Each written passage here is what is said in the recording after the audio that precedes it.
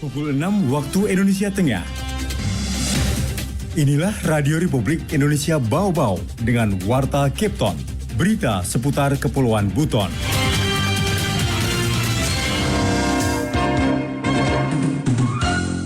Yang menyebabkan mereka tidak mengajukan. Tapi pada dasarnya kami sudah menyampaikan lewat surat. Ketinggalan tadi kita mulai cicil kan begitu ya, tapi itu semua harus didukung oleh tim semua.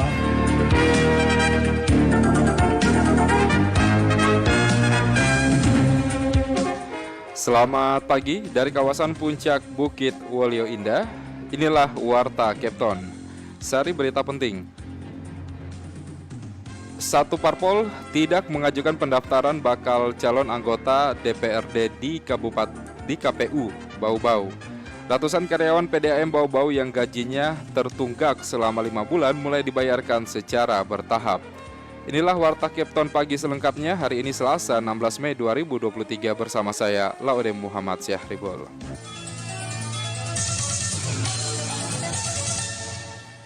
Saudara, kita ke berita yang pertama. Satu parpol tidak mengajukan pendaftaran bakal calon anggota DPRD di KPU Kota Bau-Bau. Selengkapnya dilaporkan reporter RRI Bau-Bau Hairul Mulku. Ketinggalan tadi kita mulai Hari H pun kami menghubungi Partai Garuda untuk kesempatan yang kami berikan. Komisi Pemilihan Umum telah resmi menutup masa pengajuan pendaftaran bakal calon anggota DPRD pada pemilu tahun 2024 pada 14 Mei tepat pukul 23:59 menit. Di Kota Bau-Bau hingga batas waktu yang ditetapkan, ada 17 partai politik berhasil mendaftar, sementara satu partai politik tidak mengajukan pendaftaran. Parpol tersebut adalah Partai Garuda. Dengan tidak diajukannya berkas di KPU, maka bisa dipastikan Partai Garuda tidak ikut dalam kontestasi Pilcaleg Kota Bau-Bau pada 14 Februari 2024 mendatang. Ketua KPU Kota Bau-Bau Edi Sabara mengatakan pihaknya telah proaktif mengingatkan parpol agar memanfaatkan masa pendaftaran dan menghindari pengajuan berkas di menit-menit akhir. Hari H pun kami menghubungi Partai Garuda untuk kesempatan yang kami berikan sampai dengan 14 Mei untuk mengajukan. Tapi mereka juga mungkin ada persoalan internal atau karena ada hal-hal lain yang menyebabkan mereka tidak mengajukan. Tapi pada dasarnya kami sudah menyampaikan lewat surat, kemudian ada pertemuan melalui tatap muka, rakor, ataupun memang juga kami penyampaian melalui medsos di media kami di grup-grup WA untuk sesama partai dengan KPU. Edi menyebut meski telah dibuka sejak 1 Mei, namun pengajuan berkas parpol di KPU Bau-Bau ada nanti pada H-3 masa penutupan atau pada tanggal 12 Mei. Edi mengaku molornya pengajuan para parpol tersebut disebabkan karena sulitnya memenuhi sejumlah berkas persyaratan pencalonan. Salah satunya surat keterangan sehat rohani yang pelayanannya tidak ada di Kota Bau-Bau. Mengatasi masalah itu, akhirnya dilakukan koordinasi agar dokter pemeriksa dari RSJ di Kota Kendari itu didatangkan untuk memberikan pelayanan di Kota Bau-Bau. Pelayanan pun dimulai 1 Mei yang lalu. Ya, namun karena banyaknya yang melakukan pemeriksaan kesehatan jiwa di Bau-Bau sehingga proses penginputan hasil kesehatan rohani itu membutuhkan waktu yang lama. Ya, nanti tanggal 8 baru ada hasil pemeriksaan kesehatan rohani, hingga otomatis nanti mulai tanggal 8 itu baru ada yang merencanakan pengajuan bakal calon ke KPU. Usai pendaftaran, KPU Bau-Bau akan melakukan verifikasi administrasi dokumen tiap bacaleg parpol selama 40 hari ke depan. Jika masih ada kekurangan, maka diminta lengkapi kembali. Reporter RRI Bau-Bau Hairul Mulku melaporkan. Ratusan karyawan PDAM Bau-Bau yang gajinya tertunggak selama 5 bulan mulai berangsur dibayarkan secara bertahap. Selengkapnya dilaporkan reporter RRI Bau-Bau Afriansyah. ketinggalan tadi kita mulai cicil kan begitu ya, tapi itu semua harus didukung oleh tim semua. Ratusan karyawan PDAM Bau-Bau yang gajinya tertunggak selama 5 bulan mulai dibayarkan secara bertahap. Pelaksana Direktur PDM Bau-Bau, Mursidin mengatakan 1 bulan tunggakan gaji karyawan telah dibayar perusahaan pada Jumat pekan lalu. Ia mengatakan pembayaran tunggakan gaji sesuai perintah Wali Kota Bau-Bau berdasarkan hasil rapat dengan DPRD pada 4 Mei lalu. Karena kan rapatnya itu tanggal 4 dan diberi kesempatan 2 minggu ke depan. Tapi alhamdulillah karena kita satu pemahaman di sana, sudah. Mursidin menjadi pelaksana Direktur PDM Bau-Bau setelah menggantikan Jemi Hersandi yang diberhentikan sementara oleh Wali Kota Bau-Bau Laude Ahmad Munianse pada tanggal 5 Mei. Mursidin mengatakan akan berupaya membayarkan tunggakan gaji karyawan secara bertahap. Ia menyebut anggaran tunggakan gaji karyawan yang kini tersisa 4 bulan kurang lebih 1 miliar rupiah. Karena itu Inspektur Pembantu 2 Inspektorat Bau-Bau ini akan membuat skema waktu pembayaran tunggakan gaji itu sehingga bisa ada target. Sesuai hitung-hitungan saya bisa terrealisasi, saya pengen ketika kita masuk bulan Juni atau Juli itu 2 kali gajian. Maksud saya gaji berjalan dengan ketinggalan tadi kita mulai cicil kan begitu. Ya, tapi itu semua harus didukung oleh tim semua. Sembari berupaya menuntaskan tunggakan gaji karyawan, Mursidin mengatakan sedang menata keuangan PDM Bau-Bau sekaligus mencari tahu penyebab tertundanya pembayaran gaji karyawan. Menurut pria yang pernah menjabat Sekretaris Badan Pengelola Keuangan dan Aset Daerah BPKAD Bau-Bau ini, tunggakan gaji karyawan tersebut kemungkinan dipicu karena jumlah pendapatan sudah tidak sebanding dengan alokasi gaji karyawan yang harus dibayarkan. Tetapi Mursidin belum bisa memastikan hal itu karena masih akan melakukan analisa. Kenapa saya belum bisa memberikan statement bahwa akibat dari kelebihan pegawai? Karena saya belum melakukan analisa. Tetapi gambarannya itu sepertinya sudah di depan mata.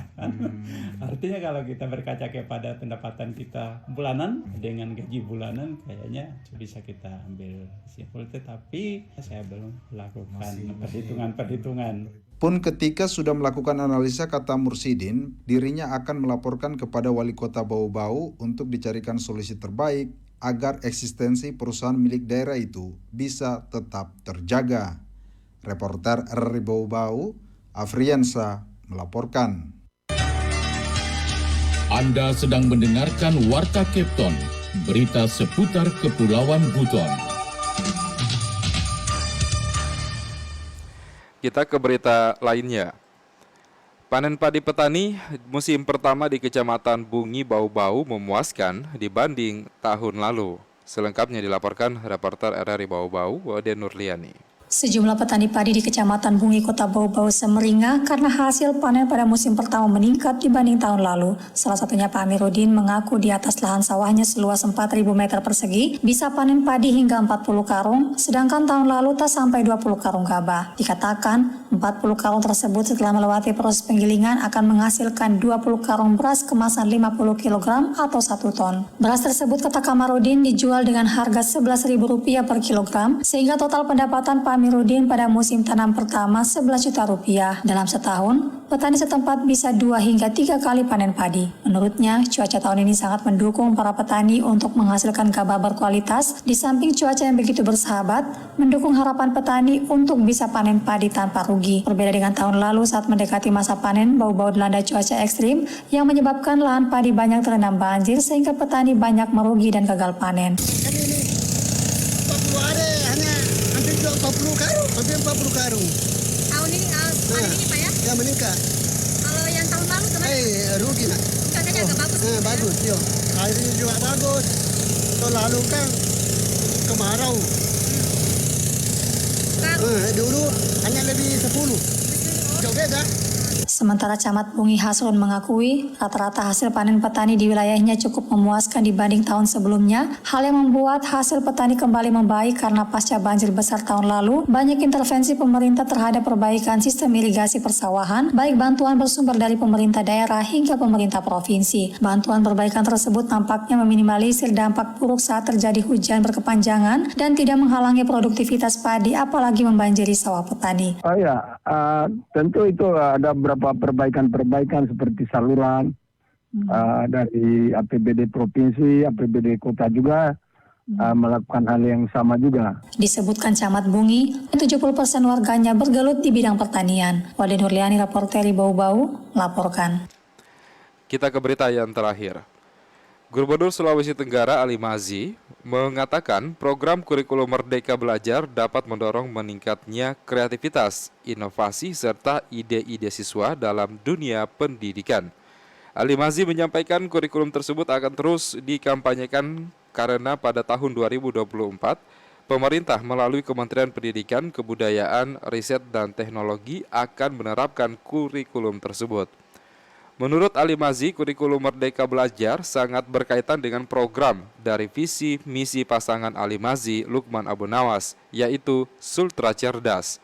Ia menuturkan melalui kurikulum ini siswa bisa lebih mandiri dan bisa berpikir lebih kreatif dalam mengembangkan ilmu pengetahuan sehingga dunia pendidikan tidak menjadi kaku lagi.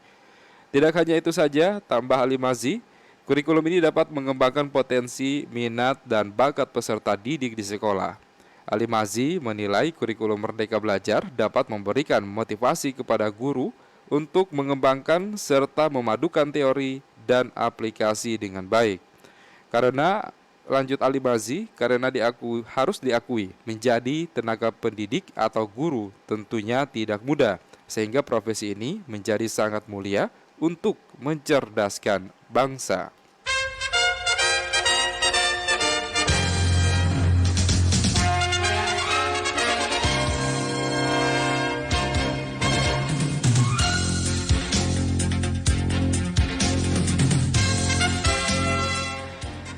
Demikian penyampaian Warta Kepton pagi hari ini, dan sebelum berpisah, kembali kami sampaikan pokok-pokok berita.